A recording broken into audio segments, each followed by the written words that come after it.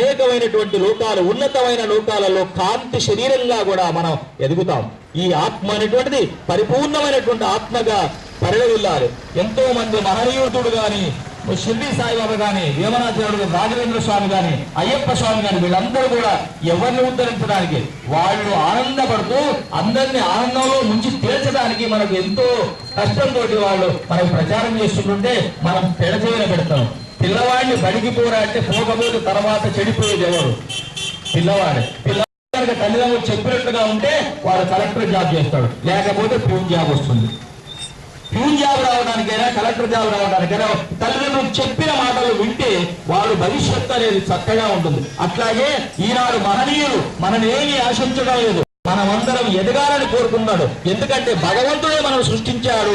ఆ సృష్టించినటువంటి అందరూ కూడా పైకి రావాలనేటువంటి తపన మన తల్లికి ఏ విధంగా ఉంటుందో 1000 తల్లుల ప్రేమ ఉన్నటువంటి సత్యసాయినాథుడు కూడా ఆ విధంగా ఉంది.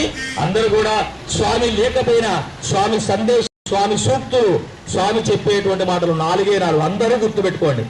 లవ్ ఆల్, సర్వ్ ఆల్, అందరినీ ప్రేమించండి, అందరినీ సేవించండి. తర్వాత హెల్ప్ ఎవర్, హర్ట్ నెవర్, అందరికీ సహాయం చేయండి, మాత్రం బాధ పెట్టొద్దు. ఈ 2 పాటిస్తే మన జన్మలు చరిత్రమవుతాయి. ఈనాడు ఈ కొరవి సత్యసాయి భజన మండలి వాళ్ళు అనేక సంవత్సరాల నుంచి కూడా ఇక్కడ భజన కార్యక్రమాలు నిర్వర్తిస్తూ, భీమారావు గారు ఉన్నప్పటి నుంచి వాళ్ళ కుమారులు కూడా సత్యసాయి మందిరాన్ని కట్టుకొని ఇక్కడ అందరి యొక్క సహకారంతో ప్రతి గురువారం నాడు కూడా భజన కార్యక్రమాలు, స్వామి పుట్టినరోజు నాడు కూడా నారాయణ సేవా కార్యక్రమాలు భీమారావు గారు స్థాపించినటువంటి సమితిని వారి కుమారుడు, తర్వాత జగన్నాథ్ గారు, ఊళ్ళో అంతా పెద్దలందరూ కూడా, శేషయ్య గారు, వీళ్ళందరూ కూడా కలిసి మరి ఈ యొక్క మన ఊళ్ళో ఈ సంస్థ ఉండటం మంచిది అనేటువంటి ఉద్దేశంతో దీన్ని కొనసాగిస్తున్నారు. బాబా చెప్పే దాన్ని love all, serve all, help ever, hurt ever, ఈ 4 విషయాల్ని మాత్రం అందరూ పాటించి తమ యొక్క జన్మను చరితార్థం చేసుకొని మనకు భగవంతుడు జీవించే అవకాశాన్ని ఇచ్చాడు.